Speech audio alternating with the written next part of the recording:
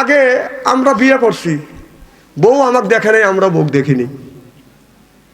বাপ মা পছন্দ করে ওই যে সুদ কিনে দিচ্ছে, জীবনকাল কেটে গেল।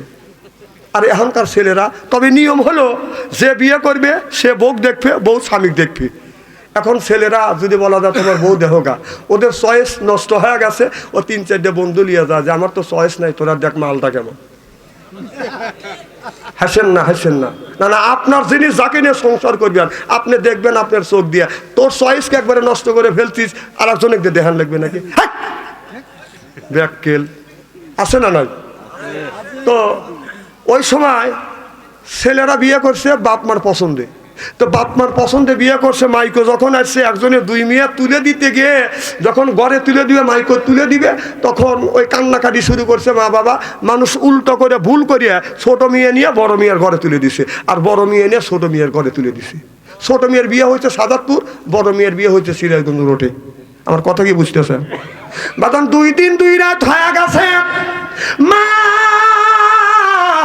স্বামীকে বলতেছে, স্বামীরে 2টা মাত্র মেয়ের ছেলে সন্তান নাই, 2 দিন ধরে বিয়ে হয়েছে, মনটা ভালো লাগে না, একটু মেয়েটাকে দেখে এসো। একটা ছোট মেয়ে বিয়ে দিছে সাজাদপুর, আর বড় মেয়ে বিয়ে দিছে আপনার সিরাজগঞ্জ রোডে। এবার বাবা বলতেছে, বিবি রে তুমি তাড়াতাড়ি খাবার দাও। ছাতা হাতে নিয়ে হাঁটতে হাঁটতে বর্ধন চলে গেছে সাজাদপুর ছোট মেয়ের বাড়িতে। যা ডাক দিছে মা, আশা দেখে বড় মেয়ে হাজির। কে রে মা, তোমরা বিয়ে দিছি রোটে? না বাবা, এহেনি তোমাকে বিয়ে দিছে, আজ 2 দিন ধরে স্বামীর সাথে বাসকার হয়েছে, এহেনি ঘর সংসার করতেছি। দৌড়া চলে গেছে ও রোটে।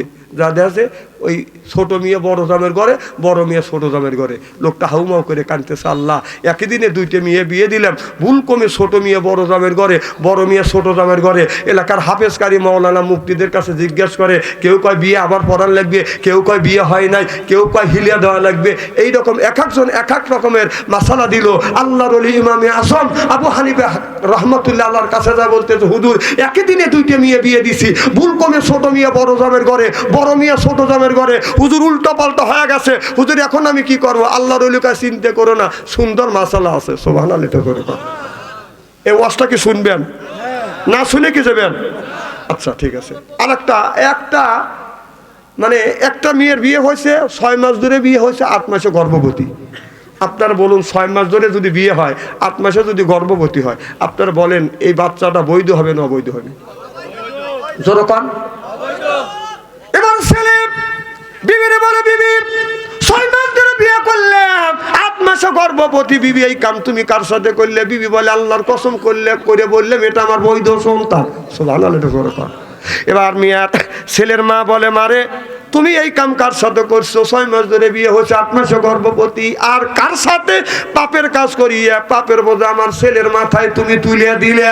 এই কথাটা সারা এলাকা উল্লাপাড়া বাদান সরে গেল, হই হই রই রই কাণ্ডু হয়ে গেল। চেয়ারম্যান সাহেবকে ডাকে নিয়ে গেল, বিচার করা লাগবে। ছেলের মা বাবা আসলো, এরপরে মিয়ার মা বাবা আসলো, এলাকার গণ্য মানুষ, চেয়ারম্যান মেম্বার, এলাকার বড় বড় মাতবাররা, প্রধান রাজা হাজির হয়ে গেল। এবার প্রধান চেয়ারম্যান সাহেব জিজ্ঞেস করতেছে, মারে কি হয়েছে? ও যুবক কি হয়েছে? যুবক বলে, হুজুর ও চেয়ারম্যান সাহেব, আজকে আমি 6 মাস ধরে বিয়ে করছি, আমার বিবির পেটের বয়স, বাচ্চার বয়স হলো 8 মাস। এবার যা বলতেছে, মারে তোমার কয় মাস ধরে বিয়ে হয়েছে? কয় 6 মাস ধরে বিয়ে হয়েছে। আপনার এই পেটের বাচ্চার বয়স কত? কয় 8 মাস। এবার চেয়ারম্যান মেম্বার এমপি এলাকার সব মানুষ বলতেছে, 6 মাস ধরে যদি বিয়ে হয়, 8 মাসে যদি পেটের বাচ্চা হয়, অবশ্যই এই বাচ্চা হলো অবৈধ সন্তান। এবার ছেলেটা বলতেছে, এটা যদি অবৈধ সন্তান হয়, এই বউ আমি রাখবো না। ছেলের মা বাবা বললেন, এটা অবৈধ যদি সন্তান হয়, এই বউ আমি রাখবো না, ছেলে দিয়ে তালাক দেওয়াবো। এলাকার সব মানুষ বলতেছে, তালাক দিতে পারো, কারণ এটা হলো অবৈধ সন্তান। মেয়েটা বলে, আল্লাহর কসম লাগে আপনারা আগেই তালাক দিয়েন না, এই বিচার মানি না, এই বিচার আমি অর্ধ পৃথিবীর প্রেসিডেন্ট হযরত ওমরের কাছে দিব। চিল্লাকান আল্লাহু আকবার। বিচারটা ছিল ছোট, হয়ে গেল বড়। অর্ধ পৃথিবীর প্রেসিডেন্ট হযরত ওমরের কাছে বোরখা পরে মিয়া দৌড়ে চলে যা বলতেছে, হুজুর আমি 6 মাস ধরে বিয়ে হয়েছে, 8 মাসে আমি গর্ভবতী, আমার স্বামী বলতেছে অবৈধ সন্তান। এরপরে এলাকার শ্বশুর শাশুড়ি, চেয়ারম্যান, মেম্বার, এমপি, এলাকার বড় বড় প্রধানরা বলতেছে, হুজুর 6 মাস ধরে যদি বিয়ে হয়, 8 মাসে যদি বাচ্চা হয়, এটা অবৈধ বলে ঘোষণা করছে। হুজুর আল্লাহর কসম করে বলতেছি, এটা আমার বৈধ সন্তান, অবৈধ সন্তান না। সুবহানাল্লাহ, এটা জোর কথা। হযরত ওমর আপনি বিচার করে দিবেন। হযরত ওমর বলল, আগামীকাল বেলা 10টার সময় বিচার করব। লোক পাঠা দিল, তখন তালাক আর দেয় নাই, হাজার হাজার মানুষ উপস্থিত হয়ে গেছে। এখন কেউ যদি বলে যে বড়হার একটা যুবতী ছেলে আর একটা যুবক নিয়ে ধরা পড়ছে, পিঠ মোড়া করে বাইরে রাখছি, আমার কেউ আর শুনবেন না, দৌড়ে ওখানে দেবেন। তাহলে এই ঘটনা যখন হয়েছে যে 6 মাস ধরে বিয়ে হয়েছে, 8 মাসে গর্ভবতী, শোনার জন্য হই হই রই রই করে হাজার হাজার মানুষ যা উপস্থিত হয়েছে। হযরত ওমর তাহাজ্জুদ নামাজ পড়ে এখনো ফায়সালা আনতে পারে নাই, কিন্তু মনে পড়ে গেল, আনা মাদিনাতুল ইলমে আলিমুম বাবুহা, আমার নবী হলো ইলমের শহর, আলী হলো তার দরজা। ও আমার সাহাবীরা, তোমরা যদি বিপদে পড়ো, ফায়সালা যদি না আনতে পারো, আলীর কাছে গেলে আলী ফায়সালা দিবে। জোরে কোন সুবহানাল্লাহ। হযরত ওমর ফজরের নামাজ পড়ে হযরত আলীর কাছে যা বলতেছে, ভাই আলী, আমি তো বিপদে পড়ে গেছে। কয় কি হয়েছে হুজুর, কি হয়েছে? কয় 6 মাস ধরে একটা মেয়ের বিয়ে হয়েছে, 8 মাসে গর্ভবতী।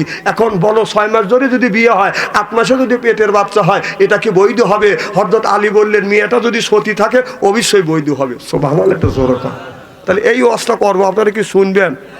না না থাক, যদি শুনতেছেন এই মসজিদের জন্য আপনার একজনের কাছে আমি 10,000 টাকা চাবো, একজনের কাছে 5,000 টাকা, আর 1,000 2,000 করে